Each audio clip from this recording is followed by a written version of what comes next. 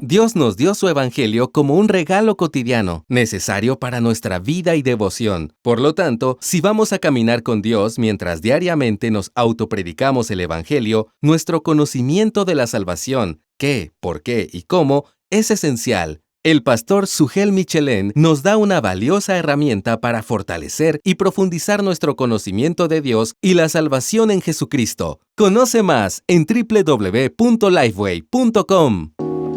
Muchas de las grandes controversias dentro de la iglesia evangélica en nuestros días tienen que ver con temas acerca de los cuales la Biblia no es clara. Estos temas también se conocen como asuntos de conciencia. ¿Cómo podemos pensar bíblicamente al respecto? ¿Qué dice la Biblia sobre la conciencia y la libertad del creyente? De esto hablaremos hoy con nuestro invitado especial, el pastor Joselo Mercado. Textos Fuera de Contexto es un podcast donde hablaremos sobre los temas difíciles de la Biblia, el ministerio y la vida cristiana que con frecuencia requieren de una mayor profundidad. En esta segunda temporada, Pepe Mendoza y Josué Barrios conversarán con pastores, teólogos y líderes hispanos para abordar esos asuntos complejos y confusos desde una perspectiva bíblica y centrada en el Evangelio. ¡Bienvenidos!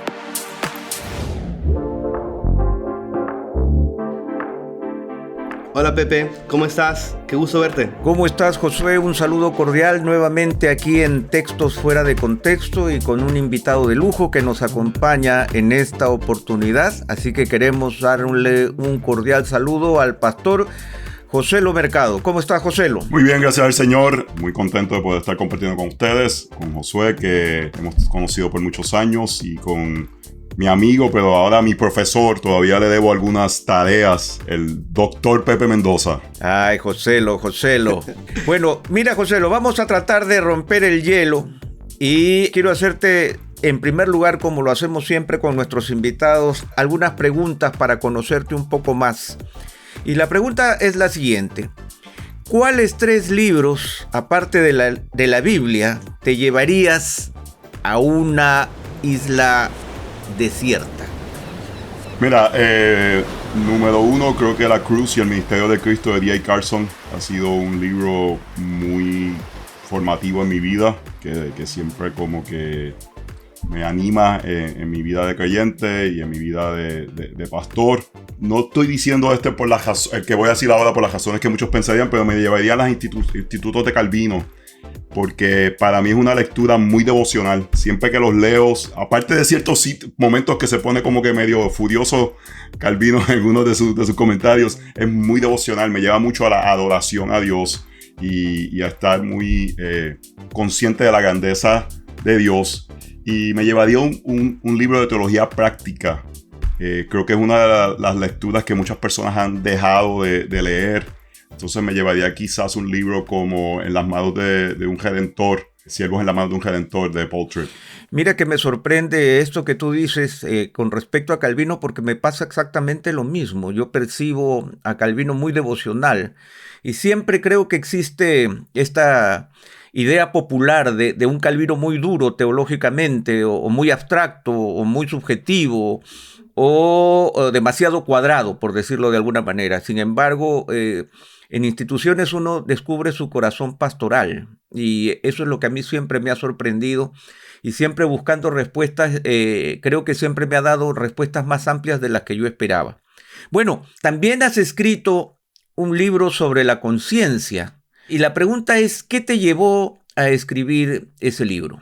Mira, como tú sabes, ustedes saben, es mi 4º libro publicado, y parte de que no estoy tratando de vender los otros libros, pero para que vean como que el proceso de llegar a este libro. El libro de matrimonios para mí es algo bien personal. El libro de sufrimiento para mí es mi libro favorito que he escrito, porque es un tema que muy profundo en mi corazón. El libro de los dones es algo que he pensado por muchos años.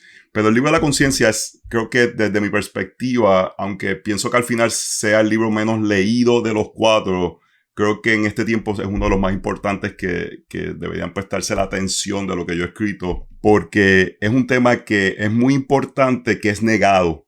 Y porque es negado, hay mucha debate o ignorancia en debates, porque no sabemos cómo poder pensar claramente en aspectos que necesito tener convicciones Y de esas convicciones deben ser fuertes, pero entendiendo que otras personas van a tener convicciones diferentes y van a rendir cuenta a Dios. Y se llega a diferentes lugares en este tema. Personas que no crean convicciones porque no quieren tener problemas con nadie, o personas que crean convicciones fuertes, que es importante, pero quieren imponer esas convicciones en áreas donde se debe dar espacio a otros creyentes a llegar a las suyas. Y es algo que llevo pensando cerca de 20 años acerca de este tema, y pensaba que era el momento adecuado, y la casa editorial pensaba que era adecuado, y creo que lo escribí no como una solución total al problema, sino para llevar a un pensamiento sobre el problema, de que las personas piensen sobre la importancia de este tema, porque vivimos la vida del creyente en el área de convicciones usualmente. En el día a día no tenemos que estar decidiendo si voy a fornicar, adulterar. La mayoría de los creyentes, espero que esa sea o voy a robar un banco, pero vivimos en el día a día tomando decisiones y al final de cuentas no tenemos convicciones de las mismas, y eso va socavando nuestra conciencia y va endureciendo la misma, quizás en áreas que no hemos pensado, y sin querer, en ignorancia o porque seguimos la corriente, hacemos las cosas como pensamos, y eso va a tener un efecto en nuestra vida espiritual. Gracias, Joselo. En verdad, el tema de la conciencia es bastante amplio y tiene que ver con áreas de libertad cristiana y que a menudo, como mencionaba hace un momento, generan divisiones entre los creyentes. Y pensamos en al menos 2 textos clave que pueden guiar este episodio, 2 textos bíblicos. Y el primero de ellos es Romanos 14, versículos 1 al 23. Ahora bien, el texto es muy extenso, por lo que invitamos a nuestros oyentes a que puedan leerlo con mayor detenimiento en casa. Pero el pasaje habla de diferencias que habían en la iglesia en Roma, diferencias sobre si debían guardar algunas prácticas del judaísmo o no, y cómo Pablo los llama a mantener la unidad en medio de estas diferencias que no eran esenciales para la fe. Y partiendo de este texto y lo que Pablo nos dice allí, queríamos preguntarte ¿qué nos dice Romanos 14 sobre la conciencia cristiana? Es claro que pudiéramos estar aquí hablando horas sobre el texto. Si alguien me pregunta, digo que es el texto que menos se le presta atención, que más se debería prestar atención. No digo que es el texto más importante del Nuevo Testamento, pero de los textos que se deberían estudiar y no se estudian, creo que ese es el número 1. Y personas no tienen un entendimiento muy superficial de un texto muy importante que debe gobernar muchas de las formas que nosotros actuamos. Y en un mensaje sencillo, yo trato de hacer las cosas sencillas. Pablo lo que está tratando de decir es: no juzgues a otros creyentes en áreas que hay libertad. Esa parte es importante porque se puede utilizar este texto para decir, bueno, no me juzgues. No, hay cosas claras que un creyente puede juzgar a otro creyente o a un no creyente. Cosas que la Biblia claramente dicta que son pecados. En el contexto de Romanos 14 es no juzgar en áreas que pueda haber diferencia. Ellos están hablando de prácticas judías que quizás todavía algunos creyentes estaban haciendo. Están hablando de diferentes aspectos de comida, de rituales. Lo que está diciendo es: cada cual permita que el otro creyente informe su conciencia y tome decisión. Aquí varios problemas que pueden haber de esto. Personas que dicen, esta es mi libertad, pero no han informado su conciencia. Eso es pecado. Claramente la Biblia lo presenta. En el verso 22 y 23, que para mí son muy importantes, dice: la fe que tú tienes, tenla conforme a tu propia convicción delante de Dios. Dichoso el que no se condena a sí mismo en lo que aprueba.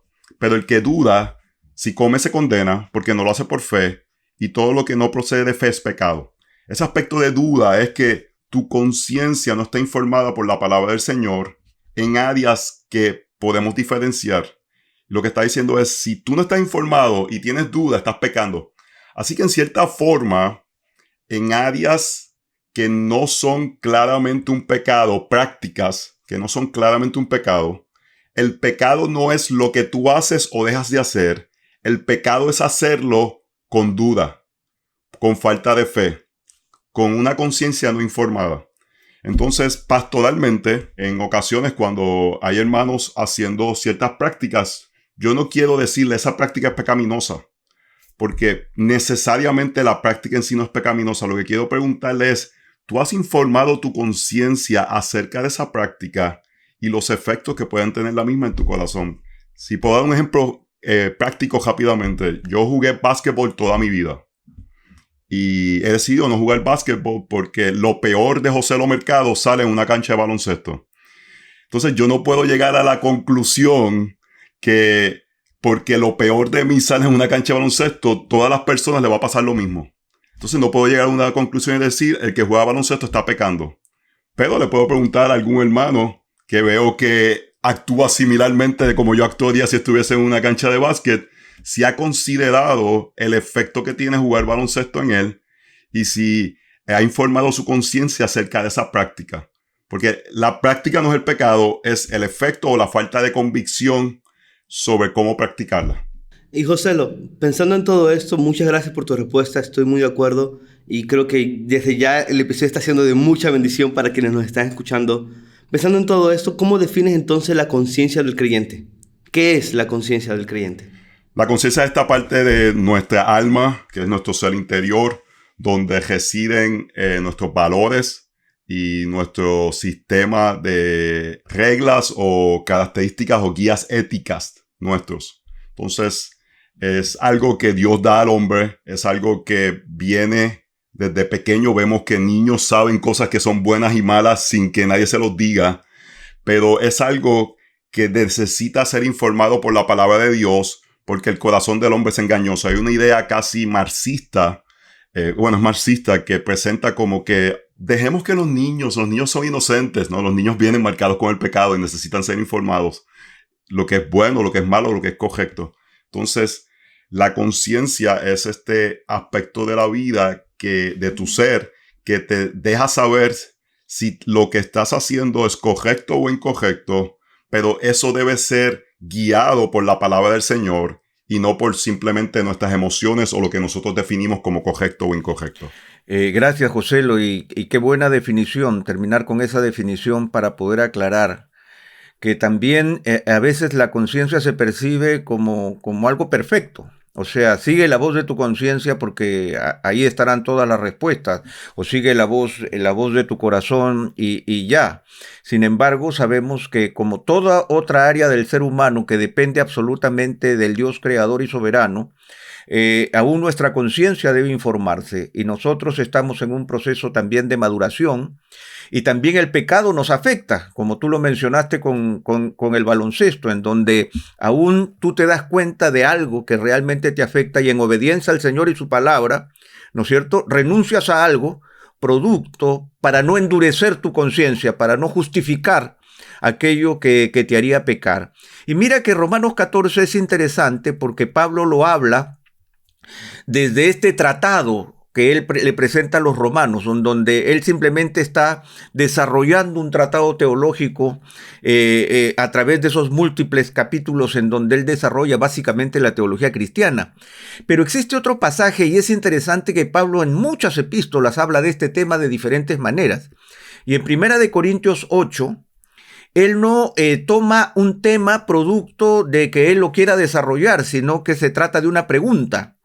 En cuanto a lo sacrificado a los ídolos, parece que había un tema que los corintios querían tratar con él y querían tener respuestas, y este tema tiene que ver con la libertad cristiana, ¿no? En cuanto a lo sacrificado a los ídolos, sabemos que todos tenemos conocimiento. El conocimiento envanece, pero el amor edifica. Si alguien cree que sabe algo, no ha aprendido todavía como debe saber. Pero si alguno ama a Dios, ese es conocido por él. Esta introducción es sumamente interesante porque en estos dos primeros versículos él hace como una extensión de la idea del conocimiento, su significado, su valor, su relación con el amor de Dios. Pero también en el verso 6, él dice, pero para nosotros hay un solo Dios el Padre, de quien proceden todas las cosas, y nosotros somos para Él, y un solo Señor Jesucristo, por quien son todas las cosas, y por medio de Él existimos nosotros. O sea, nuevamente, una gran definición teológica para abordar un tema particular que tiene que ver con la libertad cristiana y si como o no como lo sacrificado a los ídolos. Entonces, aquí vemos que Pablo habla de la importancia de que nuestra libertad como creyentes no se convierta en tropiezo ni empuje a otros a ir en contra de sus conciencias. ¿Cómo entender este pasaje en relación a los temas de libertad o la libertad que nos tomamos los creyentes maduros con respecto a estos temas y los hermanos débiles en la fe? Mira, este pasaje me ha fascinado y lo estudio y lo vuelvo a estudiar, y desde mi perspectiva algo que tenemos que hacer en ocasiones es definir algunas de las cosas. Pablo estaba pendiente o le importaba la libertad de un creyente de poder actuar de una forma que su conciencia le dictaba, pero a la misma vez le importaba que la conciencia de otros no fuera afectada en su crecimiento espiritual. Y creo que este texto se ha malinterpretado y lo que ha creado es una tiranía de conciencia. Personas que no practicarían algo porque su conciencia no está informada, piensan que algo es pecado, cuando la Biblia claramente dicta que no es pecado. Y entonces dicen, no, mi conciencia es débil, tú no puedes hacer eso. Eso no es lo que el texto está tratando de explicar. Eso es un tirano de conciencia y lo que debe hacer es informar su conciencia de que la Biblia dice claramente eso no es pecado. Pero, por otro lado, los que tienen una conciencia fuerte, que lo que Pablo quiere decir con ese sentido es que tiene una conciencia informada sobre el tema. Si tú ves al principio del texto, él dice, sabemos algo. En verdad pareciera que los corintios no lo sabían. Él lo está diciendo un poquito irónicamente, como que es evidente que este es el conocimiento y ustedes no lo saben. Es velar que nuestro acto no lleve a otro creyente no tan maduro a volver al mundo. Y voy a explicar con este aspecto de la carne de sacrificio. En los templos, en el templo de Corinto, he tenido la oportunidad de ir a Corinto, había un mercadito detrás del templo donde se vendían las carnes que habían sido sacrificadas. Y Pablo dice, mira, ahí dentro no hay un demonio, eso es una carne, te la puedes comer, sabemos que solamente hay un solo Dios, esto está muerto. Pero si hay un hermano que es débil y al verte comer esa carne, pensaría, Pablo es un creyente maduro y está comiendo carne de sacrificio, y él volvería al templo y a las prácticas del templo, mejor no como la carne, mejor la dejo, porque ese hermano podría regresar a estas prácticas paganas. Lo que se vería hoy es, yo me limito de ciertas conductas que sé que no son pecado, si algún creyente alrededor mío eso lo haría regresar a prácticas paganas. Pero mi trabajo es no dejar a ese creyente en ese lugar, sino en amor, informar su conciencia para que pueda entonces practicarla, hacer o no hacerlo, de acuerdo a su convicción. Entonces, hay que velar dos cosas, y lo vemos en el caso de la circuncisión. En un momento Pablo circuncida a Timoteo y no circuncida a Tito. ¿Por qué hace cosas diferentes? Por el efecto que iba a tener algo. Para uno era un instrumento para alcanzar a perdido. Para otro era que le estaban imponiendo a alguien algo que la Biblia no impone. Y Pablo prefiere decir, no, esto no lo vamos a hacer porque estás siendo un tirano de conciencia. Y este es un punto donde creo que en Latinoamérica hay muchos tiranos de conciencia, donde prácticas culturales o preferencias de una tradición cristiana se imponen a otros creyentes como la norma de fe y verdad. Muchas gracias, Joselo. Y pensando en eso, no deja de ser muy confrontante lo que dice Pablo en 1 Corintios capítulo 8. Desde el versículo 8, él dice, pero la comida no nos recomendará Dios, pues ni somos menos si no comemos, ni somos más si no comemos. Aquí Pablo me parece que ataca esa tendencia del corazón humano a volverse legalista, a sentirse superior a otros, y de eso vamos a hablar más adelante. Pero en el versículo 9, él dice, pero tengan cuidado, no sea que esta libertad de ustedes de alguna manera se convierta en piedra de tropiezo para el débil. Y esto nos llama a entender nuestra libertad como creyentes y estar dispuestos a ceder, con tal de amar al otro. Y pensando en esto, queríamos preguntarte, ¿cómo podemos definir la libertad que los creyentes tenemos en Cristo y cuáles son los límites de esa libertad? Mira, el problema es que creo que no tenemos mucho una definición bíblica de lo que es libertad. Pensamos que libertad es mi derecho de hacer lo que me place.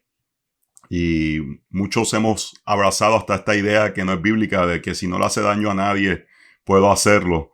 Y es evidente que esa no es una definición bíblica, porque si hacemos algo que no es bíblico o pecaminoso, siempre Dios nos está viendo. Entonces, nuestra ética debe estar siempre alineada con la palabra del Señor.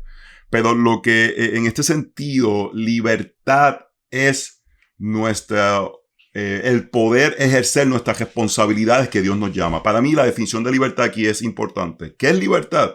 Si vemos en el Antiguo Testamento, lo que sucede es que alineamos muchas veces nuestras definiciones de libertad con Francia, la Revolución Francesa, y con la Revolución Norteamericana.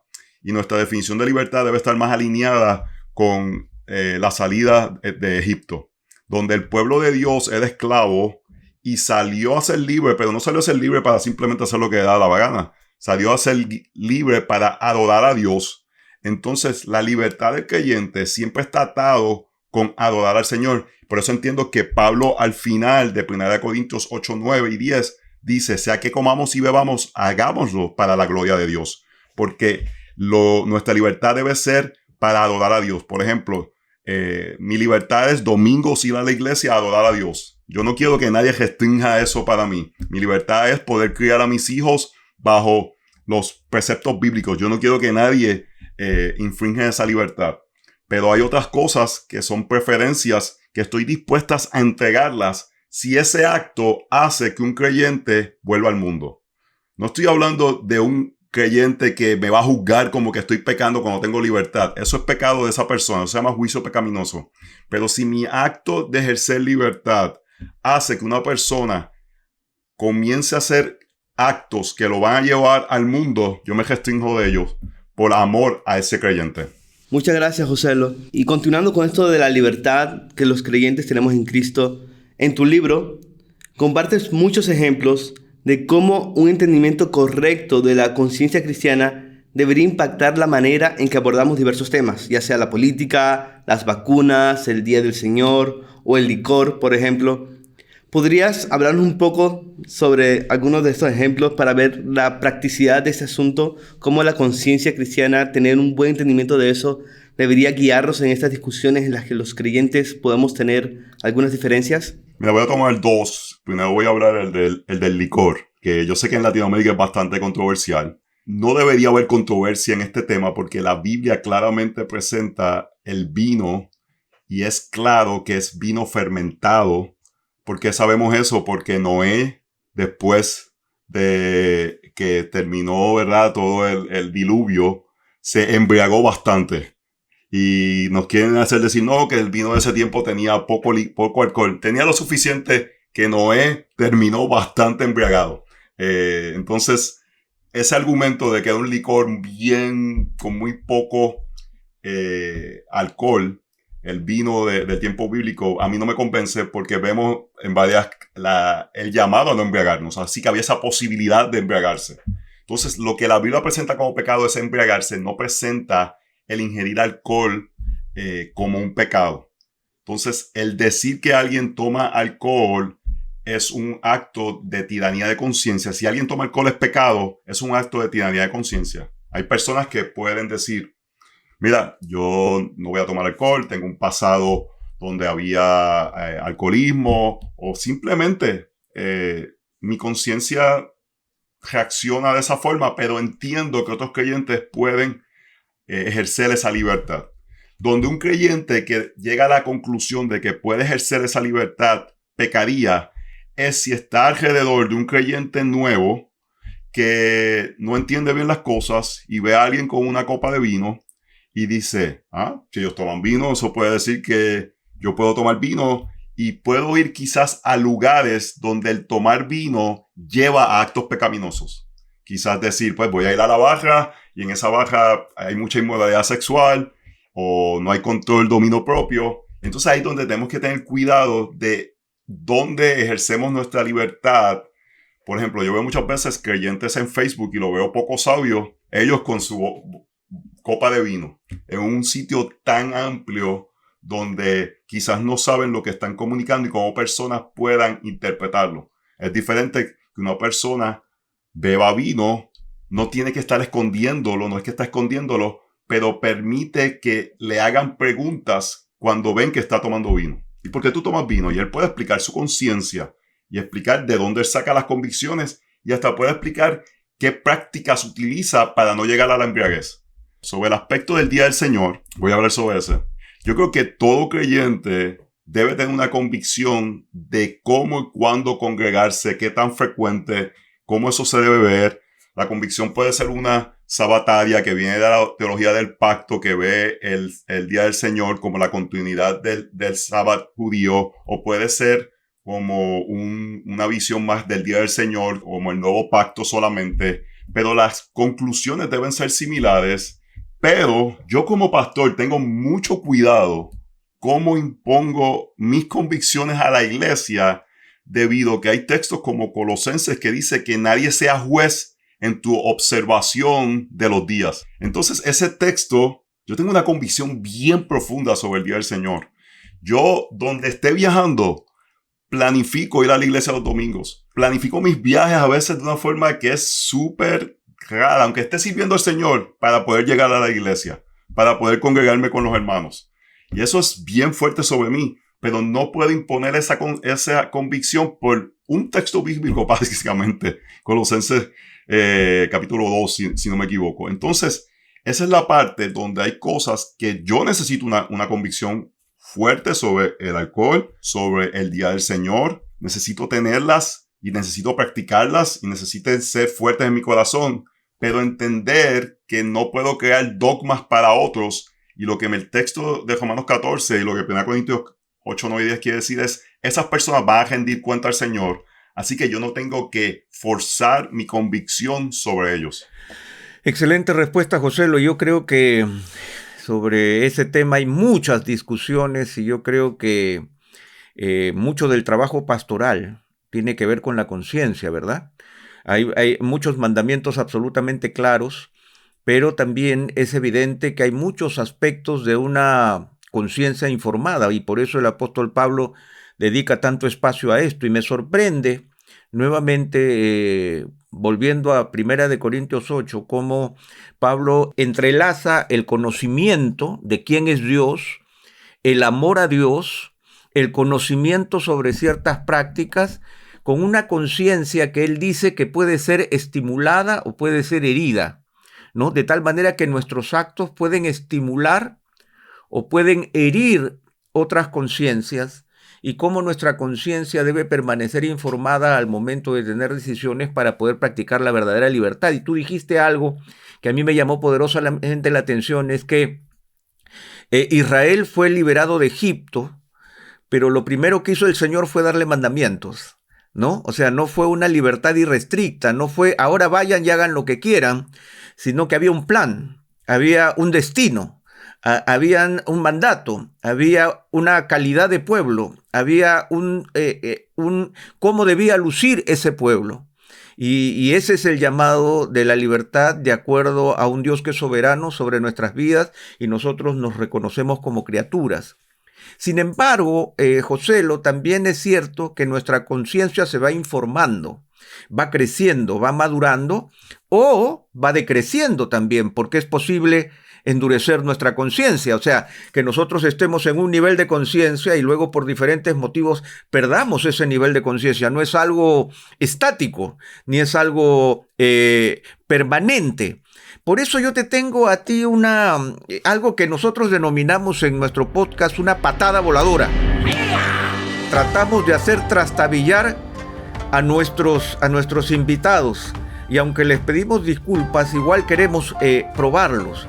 Y hay un pasaje que a mí me sorprende y me llama poderosamente la atención, es cuando Pablo está ante el concilio allá en Jerusalén, siendo acusado por sus enemigos, y dice en el capítulo 23, en el verso 1 de Hechos de los Apóstoles, entonces Pablo, mirando fijamente al concilio, yo me imagino este momento así, en donde no se escucha ni el pasar de una mosca, ¿no? Y él dice, hermanos, hasta este día yo he vivido delante de Dios, o sea, hasta este día, O sea, está hablando de toda su vida. Hasta este día, yo he vivido delante de Dios con una conciencia perfectamente limpia. ¿Es posible tener una conciencia perfectamente limpia? ¿Solo es para Pablo, que es un supersanto especial?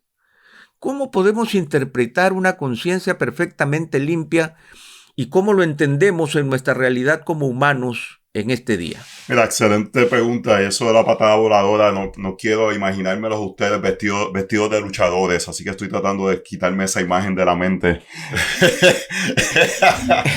Los dos con máscaras ahí. El santo reformado.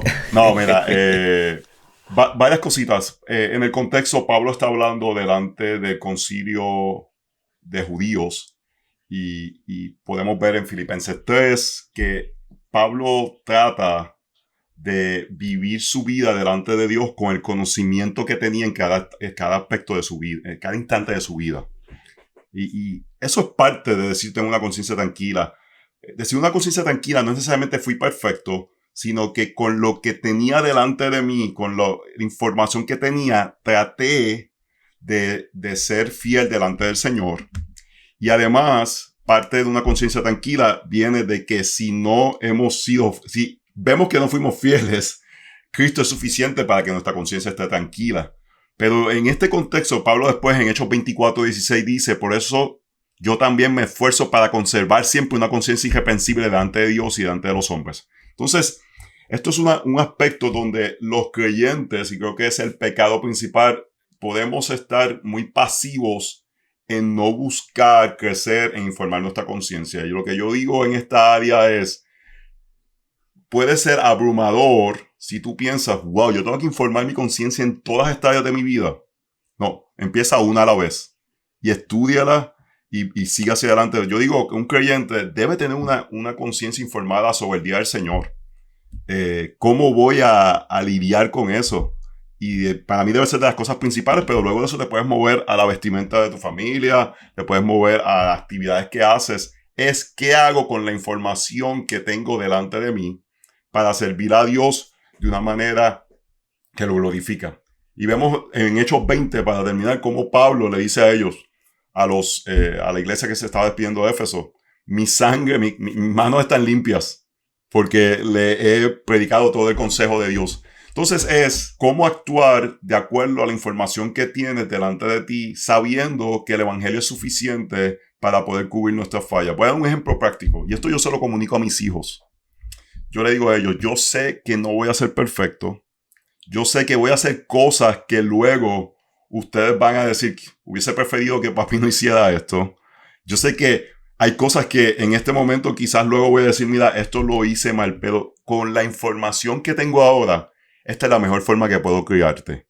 Y lo hago con una conciencia tranquila para que si en el futuro ellos no sirven al Señor, yo pueda decir al Señor, Señor, la salvación te pertenece a ti. Yo con una conciencia tranquila hice lo que entendía, tú me llamabas y tomé el tiempo para informar la misma para poderte dar cuenta a ti el día del juicio. Gracias por esa reflexión, pastor. Y pensando en todo esto, pensando en la importancia de tener una conciencia limpia delante de Dios, la importancia de entender la libertad que tenemos como creyentes, entendiéndola bien, no como autonomía, sino como vivir rendidos a Cristo. ¿Cómo podemos batallar contra el fariseísmo por un lado y contra el libertinaje por el otro? Porque algo así estaba pasando en la iglesia de Corinto. Habían algunos que estaban creyendo superiores a los demás por la forma en que abordaban este tema de la carne sacrificada a los ídolos, y habían otros que podían inclinarse fácilmente a un libertinaje. ¿Cómo podemos batallar contra ambas tendencias cuando hablamos de asuntos de conciencia y de libertad cristiana? Mira, voy a usar un término de ejemplo que para mí es muy importante. Yo estoy caminando eso casi diariamente con mis hijos, donde necesitamos crear convicciones para no caer en el libertinaje, pero a la misma vez entender que otros creyentes pueden diferenciar para no caer en el fariseísmo. Entonces, constantemente estamos llegando a prácticas basadas en principios bíblicos. Todas mis prácticas, yo debo decir, mira, este principio bíblico informa mi mente a mi corazón para hacerlo de esta forma. Y esta es nuestra decisión como familia, y otros pueden diferenciar y tengo que darle la libertad de hacerlo, pero tampoco me puedo, porque hay libertad, tampoco puedo hacerlo sin haber informado a la conciencia. Y para mí esa es la línea que tenemos que ir viendo, de que porque puedo hacer algo, porque no es pecado, intrínsecamente necesito saber si el efecto en mí sería pecaminoso. Entonces me restringo de ciertos actos y no caigo en libertinaje, pero por otro lado, el restringirme de hacer algo no me hace más santo si otros lo pueden hacer. Lo que hay que tener cuidado es que a veces caemos en pecados justificando la conciencia. Y eso, por ejemplo, vestimenta sensual. Eso es objetivo cuando una mujer está vestida sensualmente. Eso no es algo subjetivo. Es bastante objetivo. Lo que sucede es que estamos en una cultura donde la sensualidad permea tanto que se nos hace difícil ver la diferencia. Y decimos, bueno, esta es mi libertad. Bueno, si un traje muestra las partes íntimas de una dama de una forma inapropiada, no hay mucho libertad ahí. Eso es caer en libertinaje. Y uno tiene que ver que nuestra tendencia es siempre adorar los ídolos paganos y parecernos a ellos. Y es una lucha que tenemos que estar constantemente. No quiero terminar como ellos. Pero, por otro lado, porque me restringo de algo que hay libertad, no quiere ser que me voy a hacer superior. Y en la crianza de nuestros hijos es bien importante, y dentro de la comunidad de los creyentes debemos estar pensando, yo le digo esto a mis hijos, hay cosas que dejamos de hacer, no solamente porque quizás no es lo mejor para nosotros, pero también porque quiero ayudar a todos en la comunidad. Yo no quiero ser el papá que los hijos de los otros están diciendo, pero es que fulanito, el papá lo deja hacer esto, es que este otro, el papá lo deja hacer eso. Y uno como papá tener que estar luchando esas luchas con nuestros hijos porque alguien simplemente tiene una libertad muy abierta. Entonces, hay muchos aspectos que informan cómo debemos navegar esto. Y una de las formas más importantes, que no hemos casi hablado de esto, pero es que esto se camina en comunidad. Y esto se camina pensando también en comunidad. Y que no creando dogmas, pero sí ayudando a caminar con prácticas que reflejan el evangelio para la ayuda de la comunidad de creyentes. Gracias por esa respuesta, pastor. En verdad que pienso que la comunidad es súper crucial para poder navegar estos temas. Nosotros no podemos vivir insensibles a cómo nuestras acciones pueden afectar a otros, porque somos un cuerpo. Y pensando en esto, también pienso que el evangelio debería ser central en nuestra conversación sobre estos asuntos, porque si yo entiendo que soy salvo por la fe sola, por gracia sola, únicamente en Cristo, yo no debo sentirme superior a alguien por las cosas que yo hago o dejo de hacer. Eso me debería librar de todo fariseísmo y al mismo tiempo me debería librar del libertinaje, porque Cristo murió por mí para que ahora yo viva para Él. Eso me humilla y es lo que me lleva a obedecerle en amor. Realmente muchas gracias, pastor, por su participación en este episodio. Ha sido de mucha bendición. Si hay algo ahí importante para terminar, el evangelio también nos deja ver que podemos estar en diferentes lugares del caminar del Señor. Y porque estés en un momento de madurez en una área no quiere decir que no tienes la paciencia para que otra persona llegue a ese lugar. Parte de lo que vemos en 1 Corintios 8 es eso. Pablo está siendo paciente con hermanos de una conciencia débil para ayudarlos a llegar a una madurez espiritual en esa área específica donde quizás había debilidad. Entonces el evangelio nos permite ser pacientes, porque si tenemos un entendimiento ahora, no lo teníamos quizás ayer. Y tenemos paciencia para que otros lleguen a ese entendimiento. Amén. Muchas gracias, pastor. Te agradecemos, Joselo, por este tiempo, y sabemos que el tiempo es corto para atacar un tema tan profundo. Sin embargo, me quedo con algunos puntos importantes. En primer lugar, el hecho de que nuestra conciencia, y evitando cualquier tipo de individualismo malsano, no es el ente rector de mi vida totalmente. Una conciencia debe ser informada por la palabra de Dios de manera permanente. Nosotros debemos crecer y construir murallas alrededor de nuestra conciencia con la palabra de Dios, de tal manera que sea la palabra de Dios la que rija nuestra conciencia. También cuando tú mencionaste el hecho de que esta conciencia perfecta de Pablo tenía que ver con lo que él tenía en ese momento, con lo que él había cumplido, con lo que su corazón manifestaba con sinceridad que había buscado, también me habla de un Dios soberano, que no nos abandona, que no nos deja solos. Nunca te dejaré ni te desampararé. La promesa del Espíritu Santo guiándonos permanentemente a toda verdad. La apertura en oración buscando sabiduría y pidiéndosela a Dios es fundamental. No estamos solos, no es que yo quedo librado a mi conciencia, sino que el Dios que conoce mi corazón está dirigiendo también mi conciencia y está acompañándome en mis decisiones de conciencia si lo busco de todo corazón. Y finalmente, algo que tú mencionaste y que yo creo que es fundamental es el hecho de la vida en comunidad, para crecer en nuestra conciencia, ayudando al hermano débil, fortaleciéndome más si es que soy fuerte, entendiendo, como tú dijiste, que lo que yo tengo hoy quizás no lo tenía ayer, y estamos nosotros todos encaminados a ayudarnos mutuamente para poder llegar a la realidad de un entendimiento pleno, ¿no es cierto? Y poder llegar a tener el carácter de Cristo en nuestra vida, que también es la meta fundamental del Evangelio. No es solo salvación, sino también transformación.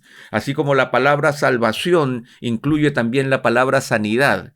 El hecho de que mi alma, ¿no es cierto?, se vaya renovando de día en día. Y eso es fundamental en el trabajo de mi conciencia. Y yo creo que todos nosotros deberíamos tener debates saludables, conversaciones de café sanas, discusiones entre hermanos para hablar de nuestras realidades, porque a veces discutimos mucha doctrina, pero dejamos de discutir la doctrina aplicada a nuestra realidad. Y ahí es donde nuestra conciencia debe ser transformada. No solo en las grandes alturas celestiales de la teología, sino en cómo me afecta en mi vida diaria, porque eso afectará la forma en que yo desarrollaré mi conciencia. Así que muchas gracias, Joselo. Estamos muy contentos de haberte tenido entre nosotros. Decimos que pudiste esquivar la patada voladora satisfactoriamente. No pudimos noquearte y te agradecemos por el tiempo que has tenido con nosotros y esperamos tenerte en una próxima oportunidad. Josué, las palabras finales para despedirnos. Bueno, invitamos a las personas a que puedan suscribirse a este podcast y estar atentos al próximo episodio el siguiente mes con un nuevo invitado. Dios les bendiga y muchas gracias por acompañarnos.